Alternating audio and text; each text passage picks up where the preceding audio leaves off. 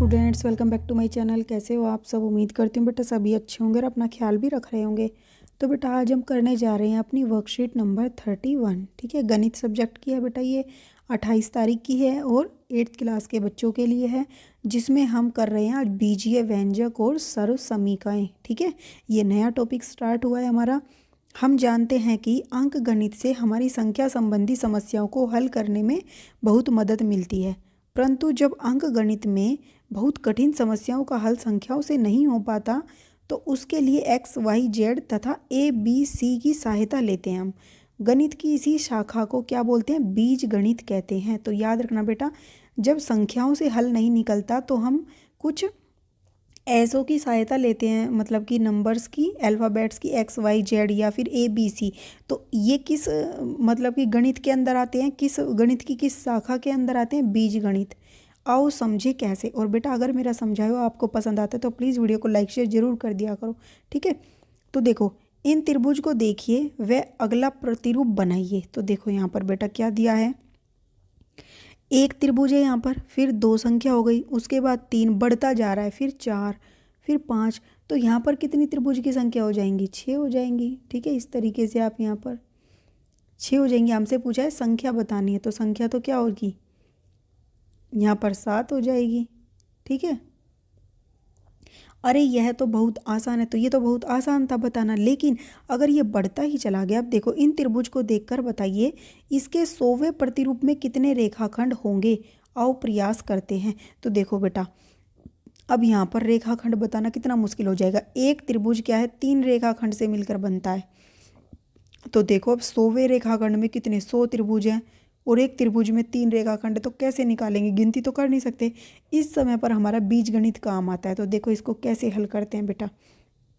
यहाँ पर देखो, एक त्रिभुज बनाने के लिए 3 रेखाखंड की आवश्यकता होती है। देखो 1, 2 और 3। फिर दो त्रिभुज बनाने के लिए कितनी हो गई? 3, तो ये हो गए, और 3 इसमें हो गए, तो 6 रेखाखंडों की आवश्यकता हो गई। और 3 त्रिभुज बनाने में कितने बेटा? 3 इसमें, 3 इसमें और 3 इसमें, यानी कि 9। ठीक है, तो हम इसको 3 से गुना कर दे, सीधा 9 आ गया ना। यहाँ पर देखो, यहाँ पर एक ही त्रिभुज था तो 3 रेखाखंड थे एक त्रिभुज के अंदर, तो 3 आया। फिर दो त्रिभुज है, 3 रेखाखंड है, उसमें कितने? दो त्रिभुज के अंदर 3 रेखाखंड है, तो कितने? 6 होंगे टोटल। इसमें 3 त्रिभुज हैं और 3 रेखाखंड है एक त्रिभुज में, और 3 त्रिभुज के अंदर कितने हो गए? 9 हो गए। अब यहाँ पर इन प्रतिरूप से हम बेटा क्या बना सकते हैं? एक नियम निकाल सकते हैं। तो जैसे एक रेखाखंड में 3 रेखाखंड थे, तो 3 आए एक त्रिभुज के अंदर। फिर 3 रेखाखंड तो रहेंगे ही हर त्रिभुज में। अगर अब 2 की बात करेंगे तो 2 में 6 हो गए।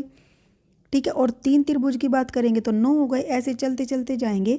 तो ये चीज़ तो हमारी क्या रहेगी बेटा? बदलेगी नहीं। ठीक है, कांस्टेंट रहेगी। जो चीज़ बदलती नहीं है उसको हम अचर बोलते हैं, और जो बदलते हैं उनको हम क्या बोलते हैं? चर बोलते हैं। ठीक है, तो यहाँ पर अब ये बदल रहा है तो ये क्या हो गया? हमारा चर। और जो नहीं बदल रहा वो अचर हो गया। तो यहाँ पर हम क्या कह सकते हैं? आवश्यक रेखाखंडों की संख्या क्या होगी? हमें 100 की निकालनी ना, तो 3 को 100 से गुना कर देंगे। ठीक है, तो अब हमें जितनी बोली जाएगी हम उतना उसका वैल्यू रख देंगे। तो हम इन सब वैल्यू की बजाय यहाँ पर एक संख्या मान लेते हैं, जैसे एक्स वाई और जेड, इस तरीके का नंबर। देखो आवश्यक रेखाखंडों की संख्या 3 तो रेखाखंड होते ही हैं एक में। अब त्रिभुज की संख्या में कौन से मतलब कितने त्रिभुज की निकालनी है? 100 त्रिभुज की। तो ये 3 इंटू में 100 हो जाएगा। लेकिन अगर 100 की बजाय कितनी भी पूछ सकता है तो हम उसके लिए पहले यहाँ पर एक चर संख्या रख देते हैं। हमने देखा आवश्यक रेखाखंडों की संख्या 3 गुना में टी हो गई, यानी कि 3t हो गई। अब टी की वैल्यू जितने हमसे पूछे जाए, 5 की पूछी जाएंगे तो टी की वैल्यू हम 5 रख देंगे। अगर 10 की पूछेंगे तो टी की वैल्यू हम 10 रख के 3 ढाई 30, यानी कि 10 त्रिभुज में 30 होगी। 5 की निकालें तो टी की जगह 5 रख दो तो 15 होगी। ठीक है, 100 की पूछिए तो टी की जगह 100 वैल्यू रख देंगे। तो त्रिभुज के स्थान पर अंग्रेजी का अक्षर टी लिख देते हैं। अब ये क्या है बेटा? टी। नोट, हम टी के स्थान पर अंग्रेजी के किसी भी अक्षर का प्रयोग कर सकते हैं, जरूरी नहीं है टी रखें हम यहाँ पर। हमने टी इसलिए रख दिया क्योंकि ट्राइंगल की बात हो रही है, वो अपने ऊपर है, हम कुछ भी ए बी सी भी मान सकते हैं। अब टी के स्थान पर त्रिभुज की संख्याएं रखते जाओ और आवश्यक रेखाखंडों की संख्या आ जाएगी। जितने त्रिभुज की संख्या हमें ज्ञात करनी है वो रखते जाना है और संख्या आती जाएगी। तो 3t में t जो है वो क्या है? चर है।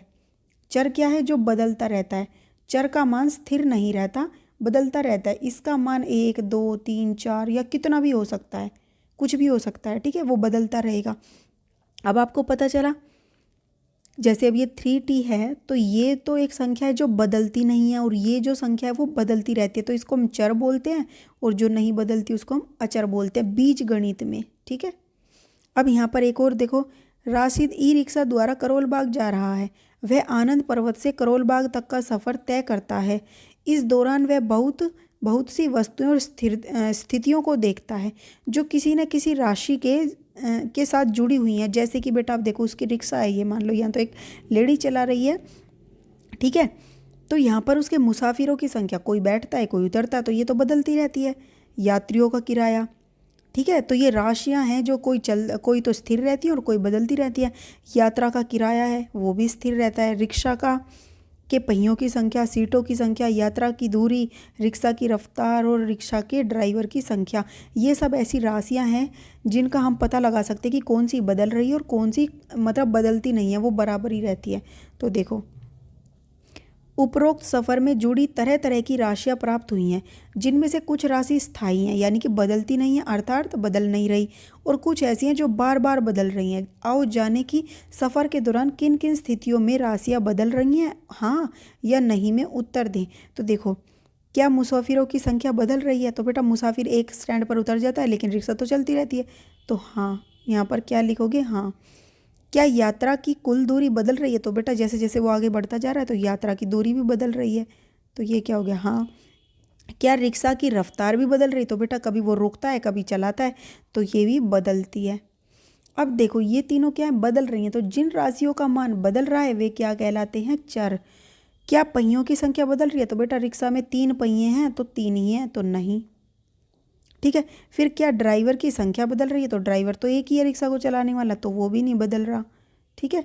उसके बाद देखो, यहाँ पर सीटों की संख्या बदल रही है, तो जितनी सीटें थी उतनी की उतनी रहती है, तो ये भी नहीं बदलती। तो इन तीनों में नहीं है, इन तीनों में हाँ था। तो जिन राशियों का मान नहीं बदल रहा वे अचर कहलाते हैं। तो दिए गए बॉक्स में चर संख्याओं पर गोला लगाना है और अचर संख्याओं को बॉक्स में लिखना है। तो देखो बेटा, अब यहाँ पर चर संख्याओं पर गोला लगाना, पहले हम चर देखते हैं। चर मतलब क्या होता है? जिनका मान बदलता रहे।